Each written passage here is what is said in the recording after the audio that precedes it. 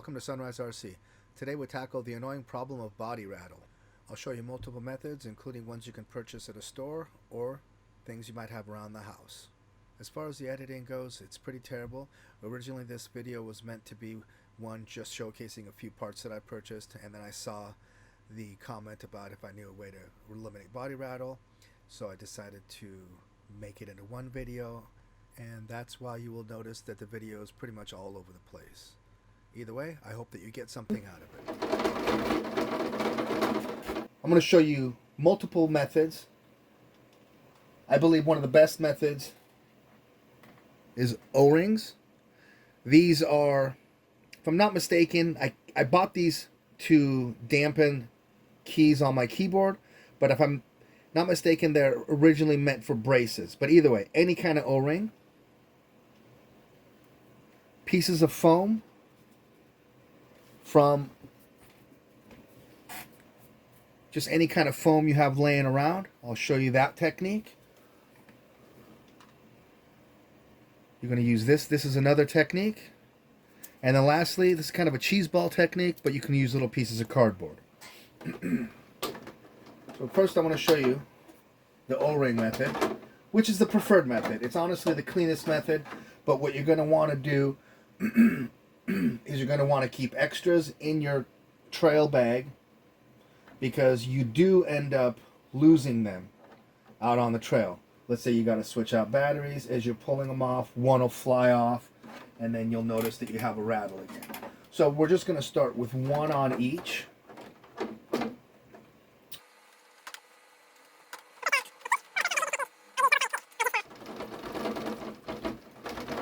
Alright, so that's with one O-ring.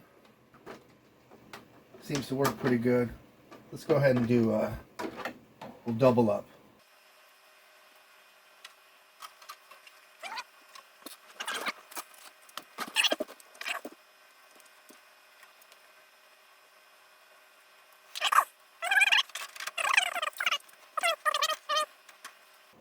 Now, I understand that, there might be some people watching this that might not have a O-ring laying around in their house, and the nearest hardware store might be 10-15 miles away. What do you guys think of that? Either way, it might be 10-15 miles away, so you might not be able to get O-rings right away, but you still want to alleviate your problem. That's why I want to show you these couple other methods. Let's pull these guys off, making sure I don't lose them. Put them over here. Alright, so this is the random piece of foam method. Same thing. Just got some random foam. Now, this is a good method too. Protects the paint. You might be like, what are those? How did you do this? So this is just a random piece of foam I got. Got this out.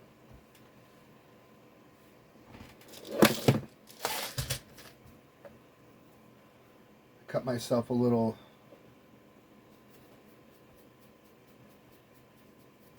You guys might be like, what? This is just too much work. But you know, guys, it's a hobby. And this is what hobbies are all about. Is just kind of figuring out how to do things. I got my first RC car right around 1986, 87, and it was a Kyosho Pegasus. And it was really hard to get parts back then. You either had to order them from a catalog or just pray that your local hobby shop carried them. So there you go. I just kind of split it down the middle. And then what I would do from there is, watch out, don't cut your fingers off, but just kind of put a little X in here.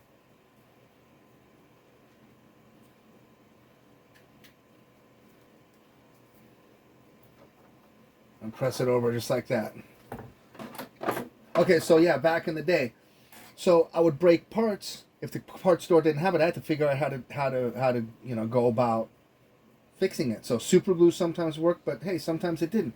I had to literally whip out the soldering iron and start like melting parts back together.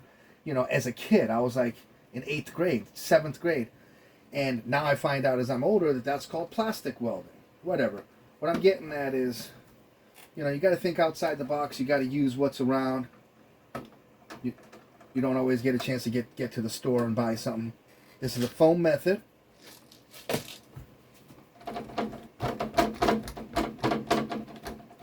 Then you're still gonna get, what is that? Oh, I see. There's also some back on this, you're getting some back here on the back bumper. But the majority of it's gone. And then you got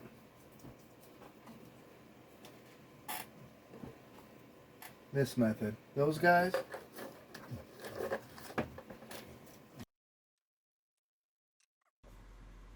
this is a good method that works with bashers also. You use the protector rings to take up the extra space. In this case, it wasn't enough, so I decided to wrap them with tape. I had done it with electrical tape in the past. And then, all of a sudden, while I was doing this edit, I realized that I could have done it one other way again.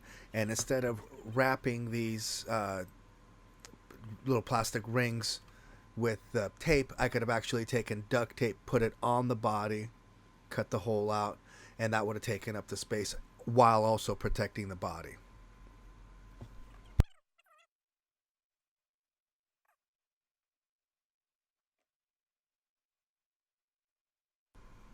At the end of the day, you're just basically trying to fill the gap.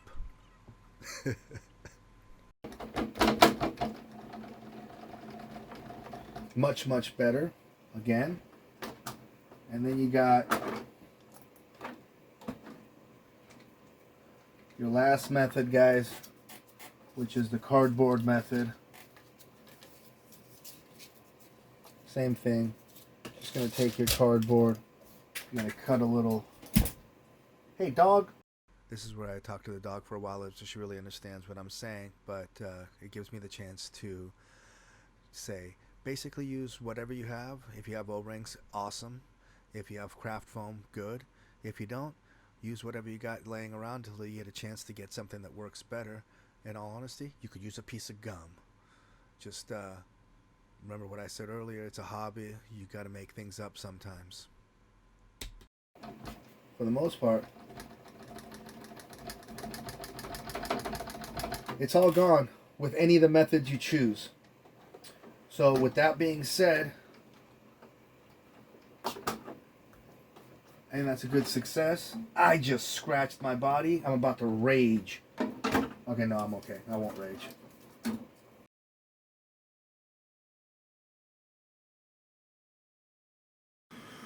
So I was minding my own business and I thought of one more method, and which when I saw this piece of foam right here, sticky back, came from my air conditioner. What I did with that is I used it in part with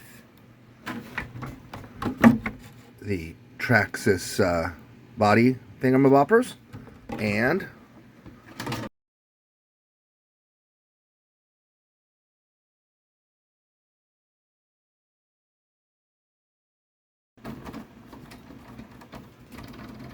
this is a really good method too. I like this one's just as quiet as the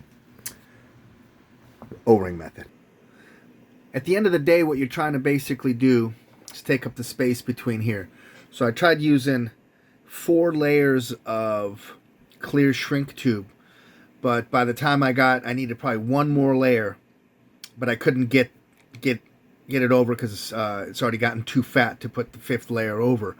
So I think at the end of the day, it's probably best to get like a little piece of foam. This is just some foam. You can use double-sided tape. I would say put it up like that. That's going to eliminate the rattle. All right, here we go. So this is O-rings and the rear bumper fix. Sorry, it's kind of hard to hold it with one hand and vibrate the heck out of it with the other without shaking the camera itself. But as you can see, it's pretty much gone.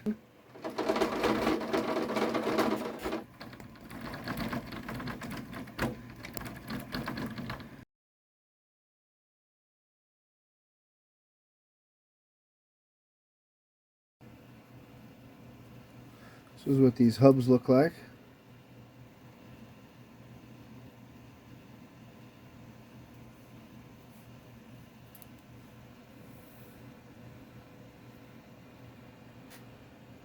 And then the hexes.